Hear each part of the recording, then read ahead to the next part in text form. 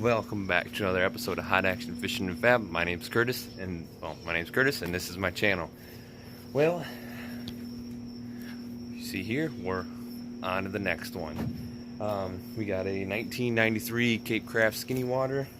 She's 16 foot long, I think 7 foot 6 inches across in the back, pretty wide. Yeah, this is the next boat we're gonna be building here on this YouTube channel.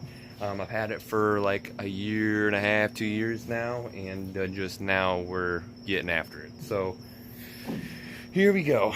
I've been wanting to make this video, and I've been tinkering with it here and there, getting it cleaned up. I didn't film anything, but like I said, I wanted to make this video to get it out there, and hopefully this will, make me, get this thing done. Needed to get done quick because there's a lot of things going on here at the old, the Hot Action house.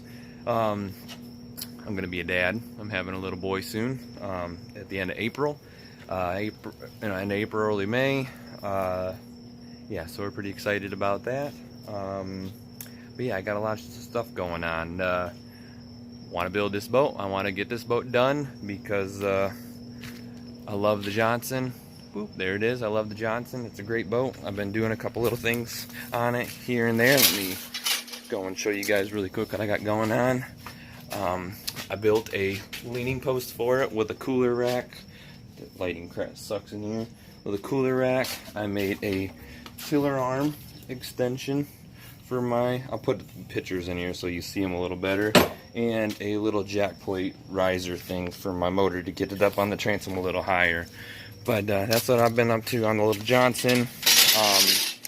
I've been teaching myself how, I bought an industrial sewing machine.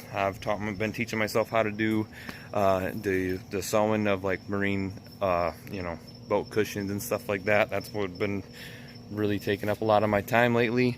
Along with, I picked up a second job just for, I wanted to do it, and I'm having a ton of fun at it. I'm working on a towboat. It's super awesome. I love it. It's very enjoyable. Tons and tons of fun. But amongst all this, we're going to build another boat. Along with, I don't know if you see over there, that's in a YouTube video coming up. I don't know if that's going to come out before or after this video. But yeah, we're showing you guys how to build a mold. Yeah, but here we are with the Cape Craft Skinny Water. It's going to be a super simple build. When I got the boat, it had this center stringer that you see in it, and then 2 stringers here in the back. Well, the 2 stringers that were in the back were completely de-lammed, falling right out of the boat. I pretty much just grabbed them and pulled them right up out of the boat, and well, here they are. It's a little pocket haul. It used to be a 20-inch transom. I cut it down to a 15-inch transom, as you can see there, with the little pocket cut into it now. I'm leaving the transom just the way it is. It's in perfectly good shape. The wood's not rotten. It's nice and solid. But the outer skin of the transom was de-lammed, so I did cut that all out with the bad delamination. Just kind of tapped around, found where it was bad in them spots, and then just started cutting and grinding until I got out all the way, got all the delamination out. I'm gonna lay some new glass over top of that.